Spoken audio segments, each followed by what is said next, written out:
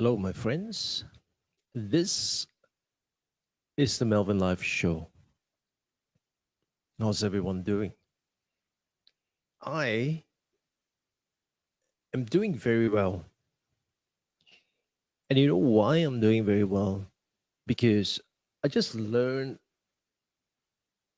about this one thing that helped me really, really tackle whatever situation I have coming my way. And this thing that I'm talking about essentially is the idea of asset based thinking. Now, what exactly is asset based thinking? Now, let's just discuss the opposite of it. So, what is not asset based thinking? Well, not asset based thinking is essentially deficit based thinking. So, an example of deficit based thinking would be I am not able to do this, or I do not have what it takes to do this, or I am absolutely hopeless in this situation, or I want to do this, but I just simply cannot do it.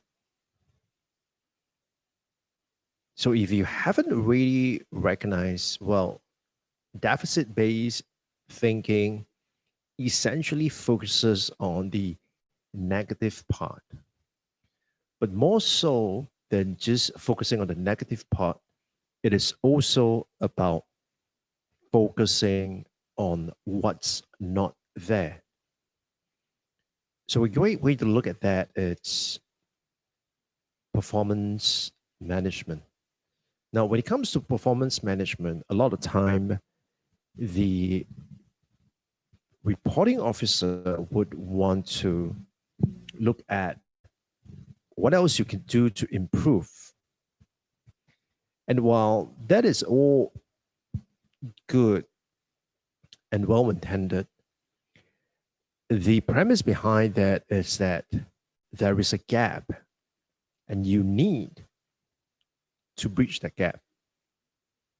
Now, how awful that would be. Imagine if this is like a father to a child, that every time you come into contact with the child, you focus on what is it that the child did not do. And over time, that reinforcement or that thinking about this is what you have not done, it's simply going to take a toll on the child, and it's just not going to do anything at all for him or her. In fact, it's going to start tearing down the child. And so, where asset based thinking comes in, essentially what it focuses on is that part about focusing on the strength, focusing on what's already there, and focusing on what is good. So let's take a look at each one of this, focusing on the strength. Now, all of us have got our own strength, and undoubtedly, all of us would have our own weaknesses. Now, the truth of the matter is that we will have certain aspect of it that we are strong in and that we are well endowed with. And what we want to do is to be able to recognize that and then to be able to leverage that as much as we can. So, one way of looking at it is the following: ask yourself, what are you good at? What are you proficient at? What is that one thing? Or what are the things that when you do, it just feels so natural? It just feels so you that others may take a huge amount of effort to get it right or to get it started. But for you, it's not a problem at all. For you, it's just like so natural that you are just able to do it. So, what is that?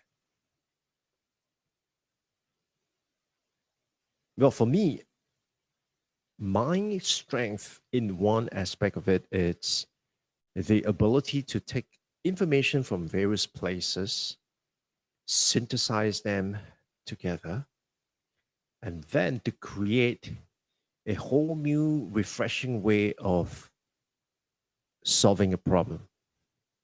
Sometimes all it takes is that coalescence of things together, and then I will be able to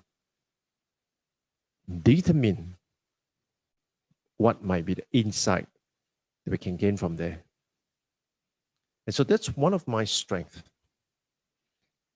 Now, another part of my strength is in presentation. I'm able to present things in a way whereby it can be really, really complicated. And I'm able to break it down into very simple terms and terms that you are able to understand. And that's what I'm able to do. And the third strength is the ability to sense and to be able to draw insights, to be able to, in a way, guess what is it that my clients need, and then to provide it to them. And of course, the other strength that I have, it's using videos. And that's it. I want to start off by saying that it is not something that was in me, that I just have it, but it was more of I wanting to learn this set of skill. And so I invest time, money, and resources into creating this thing.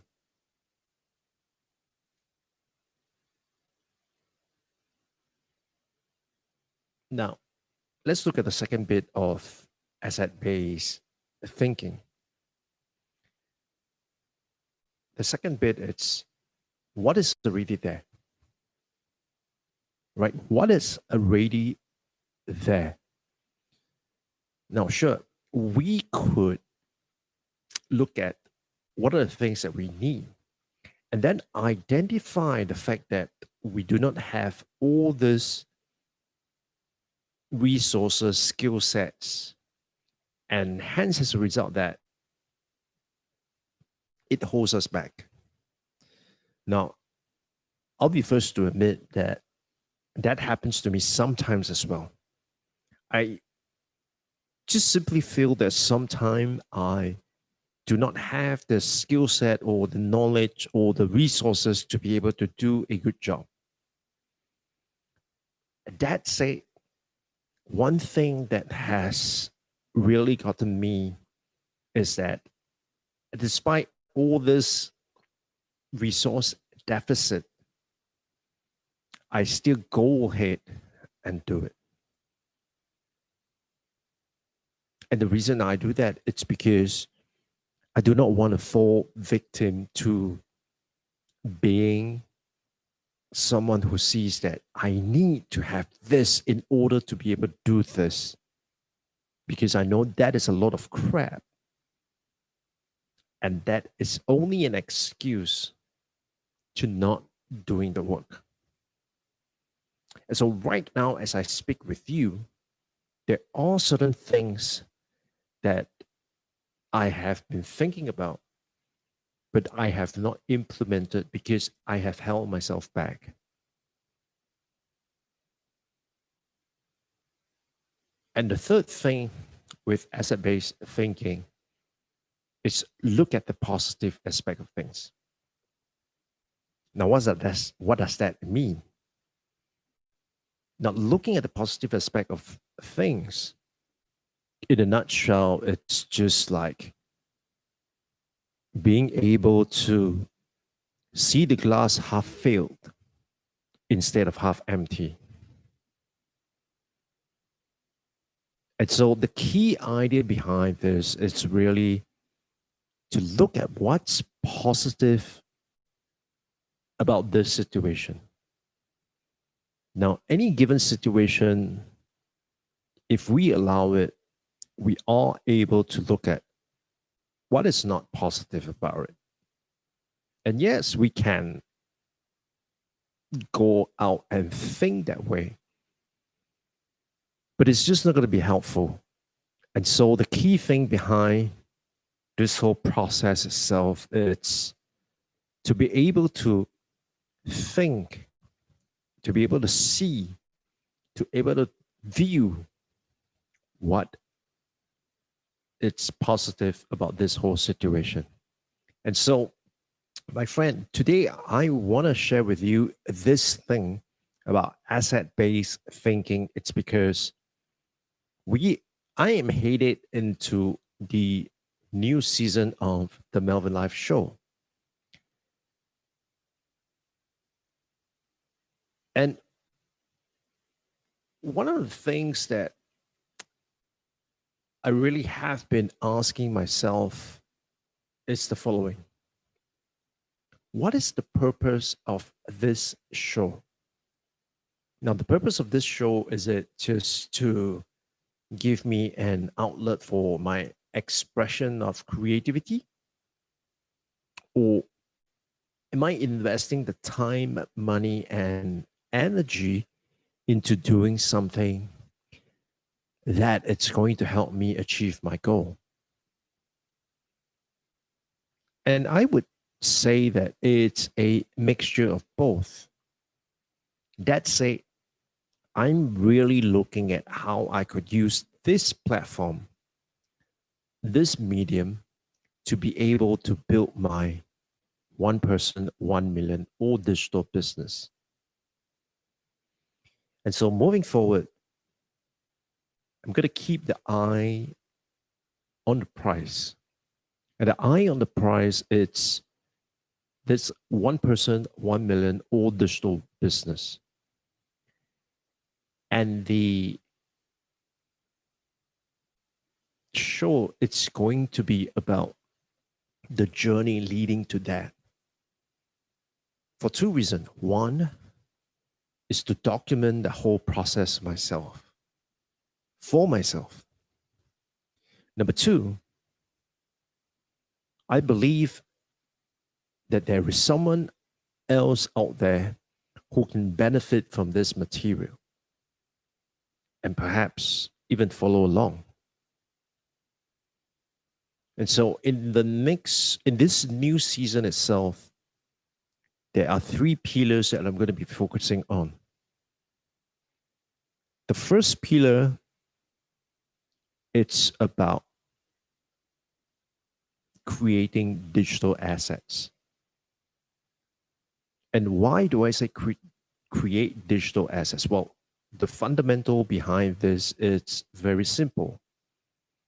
We have an expertise, the knowledge, the skills, the experience. And what we want to do is to be able to monetize that. And so one of the key things that we must do is to build digital assets. What that means is that we must be able to codify our knowledge, skills, expertise, and experiences into a digital format where this format will live out there on the internet.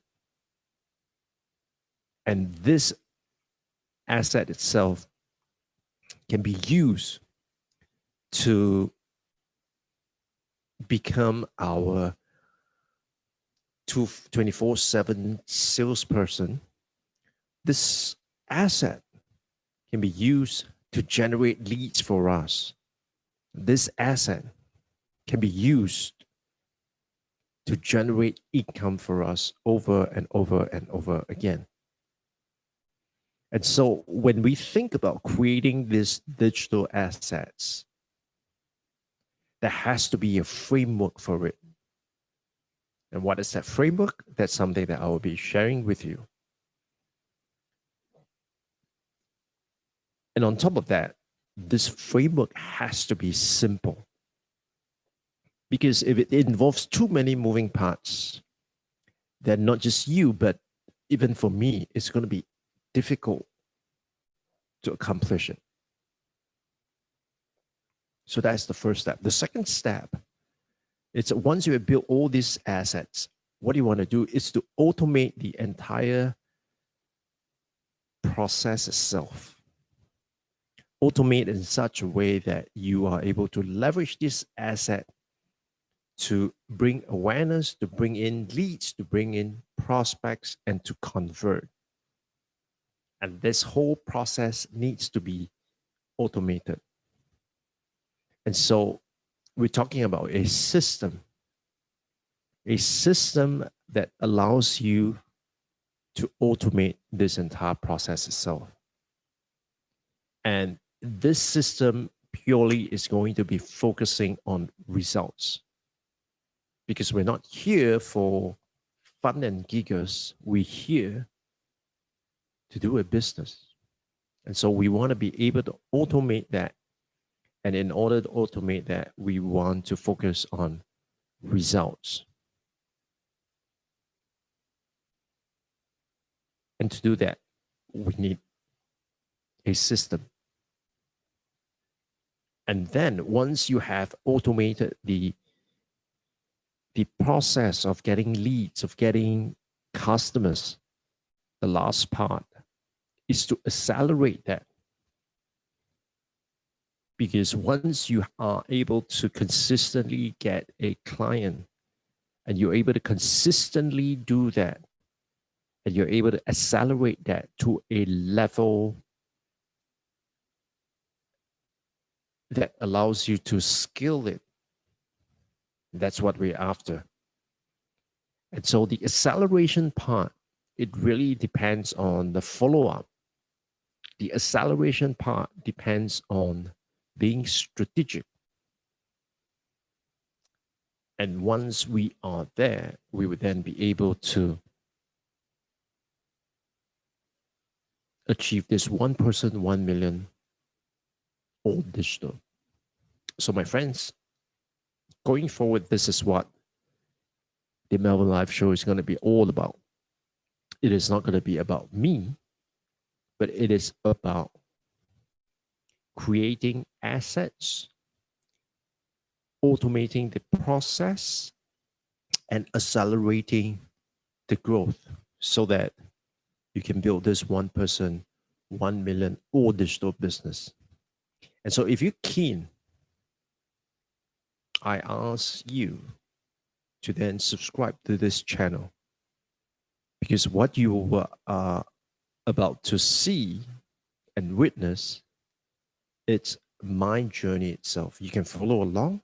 I will report my status here, and you can follow along, or you can even duplicate what I do.